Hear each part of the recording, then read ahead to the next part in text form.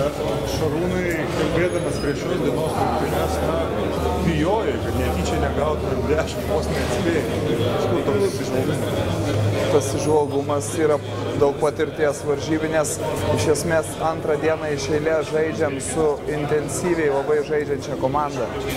Manau, tarp Vengrijos ir Lenkijos bus labai lygi kova, o mes, kaip bebūtų, maža ledo ritulio šalis ir neturim, sakysim, viso penketuko žaidėjų, kurie galbūt galėtų būti pirmas.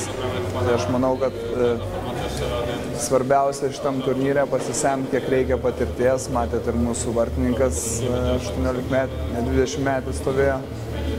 Tai varžybos, aišku, nebuvo labai malonios, bet buvo gerų dalykų gale rungtynių, įmušėm įvartį pagaliau ir 10 negavom, baudinį vartininkas atrėmė.